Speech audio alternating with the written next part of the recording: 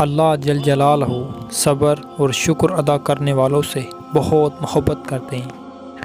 ہم جانتے ہیں کہ صدقہ مصیبت کو قریب نہیں آنے دیتا، لیکن ہم صدقہ مصیبت آنے کے بعد دیتے ہیں۔ ہر پرندے کے پیچھے پورا ایک خاندان ہوتا ہے۔ شکار کرتے وقت اپنے ایک لقمے کے لیے ان بے زبانوں کا گھر ویران نہ کرنا چاہیے۔ یا اللہ، بہت اچھا لگتا ہے بس تجھ سے مانگنا، کبھی بھی کسی کا محتاج نہ ہونے دینا، آمین ثم آمین۔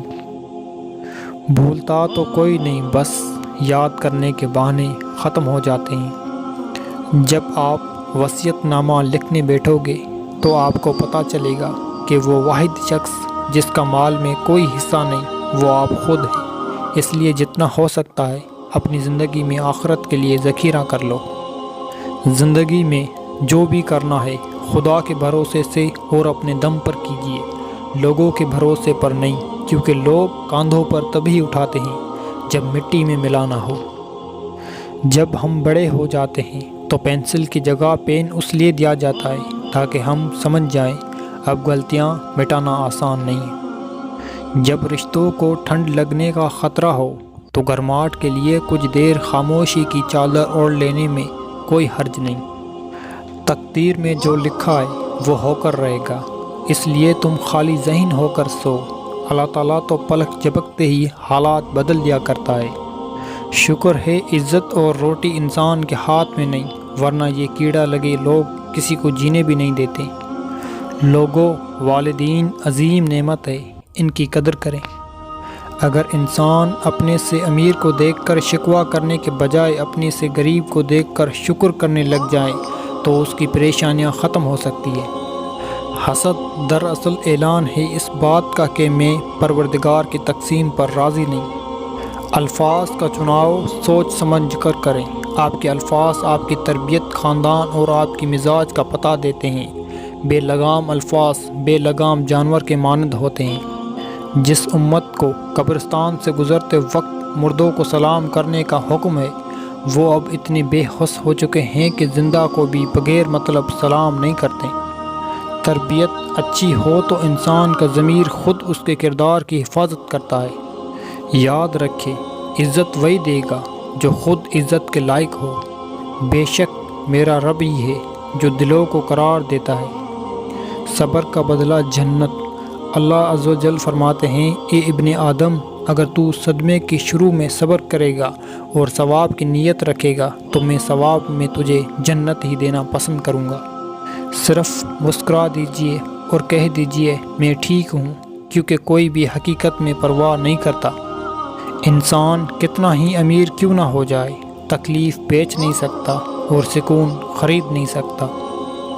تکلیف ہونے پر جو بندہ سب سے پہلے یاد آئے وہ زندگی کا سب سے قیمتی انسان ہوتا ہے۔ قرآن حکیم انسان کو وہ عظمت بخشتا ہے کہ پھر ایک عام اور بے قیمت انسان بھی بے حد قیمتی بن جاتا ہے۔ ہم کو مالی کی مشقت کا بھرم رکھنا تھا، سو جہاں کوئی بھی نہ مہکا وہاں ہم مہکیں۔ کام پڑ سکتا ہے، آدھے رشتے لوگ اسی وجہ سے نبھا رہے ہیں۔ زندگی ایک بار ملتی ہے، سراسر غلط تصور ہے۔ زندگی تو ہر روز ملتی ہے، دراصل موت صرف ایک بار ملتی ہے۔ یوں ہار کر کیوں بیٹھ گئے ہو؟ کیا تم بھول گئے ہو کہ وہ رب کسی جان پر اس کی ہمت سے زیادہ بوجھ نہیں ڈالتا؟ وہ تمہیں بھی جلد سکون دے گا، اسے نا امید نہ ہو۔ یہ دنیا تو جگہ ہی آزمائش کی ہے، مگر اس رب کی رحمت بھی نصیب ہوتی ہے، سو تم بھی پریشان نہ ہو، سب ٹھیک ہو جائے گا۔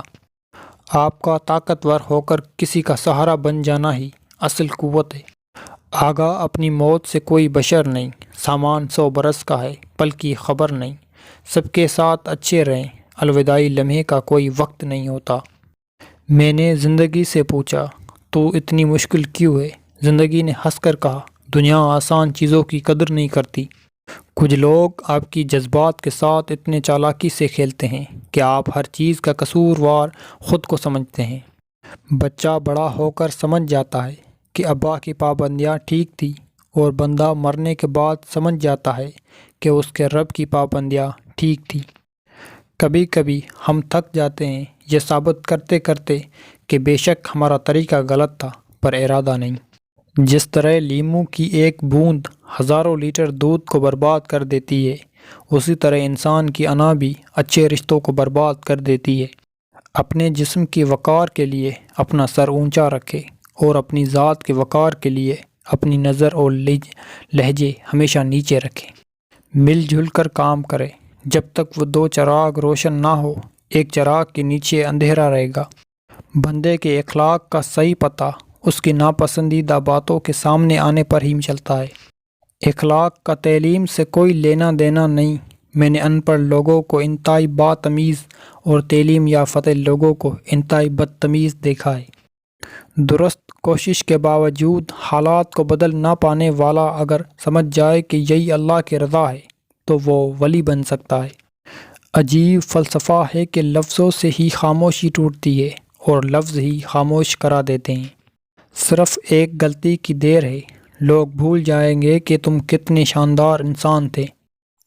ایک آدمی دھوپ میں 8 گھنٹہ مزدوری کر سکتا ہے، لیکن پنکھے کے نیچے کھڑے ہو کے 2 رکعت نماز نہیں پڑھ سکتا۔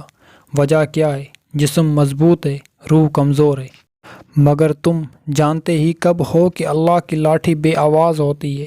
جانتے ہوتے تو کسی کے آنکھوں میں آنسو نہیں دیتے۔ اور انسان اس وقت تنہائی پسند ہو جاتا ہے جب لوگوں کی حقیقتیں سامنے آنے لگتی ہے۔ اچھے انسان کی سب سے پہلی اور سب سے آخری نشانی یہ ہے کہ وہ ان لوگوں کی بھی عزت کرتا ہے جس سے اسے کسی قسم کی مفاد کی توقع نہیں ہوتی۔ اشفاق احمد لکھتے ہیں، جب انسان اندر سے مر جاتا ہے وہ حد سے زیادہ خوش اخلاق ہو جاتا ہے۔ انسان سختیاں برداشت کیے بغیر، غم سہے بغیر، تلخ طعنوں سے گزرے بغیر ایمان کی لذت کو چکھ ہی نہیں سکتا، اللہ کے قرب کو پا ہی نہیں سکتا۔ یقین جانیے لوگ چائے کی تھیلیوں کی طرح ہوتے ہیں جنہیں کھولتے ہوئے پانی میں ڈالے بغیر پتہ نہیں چلتا کہ ان کا اصل رنگ کیا ہے۔ منافق کی 3 نشانیاں ہیں: بات کرے تو جھوٹ بولے، وعدہ خلافی کرے، امانت میں خیانت کرے۔ برائی برے لوگوں سے نہیں، اچھے لوگوں کے چپ رہنے سے پھیلتی ہے۔ جب کن سے فیکون کی لہریں ملتی ہے پھر لمحوں میں تقدیر بدل جایا کرتی ہے۔ دشمن کو اپنی کامیابی سے مارو اور اپنی مسکراہٹ سے دفناؤ۔ آپ کا رسپانس آپ کی سب سے بڑی طاقت ہے۔ منفی لوگوں اور چیزوں کے متعلق رسپانس دینا جتنا کم کرتے جائیں گے آپ اتنا ہی پرسکون محسوس کریں گے۔ Friends, if you like this video, please give your personal opinion in comment box and subscribe our channel for the more updates. Thank you.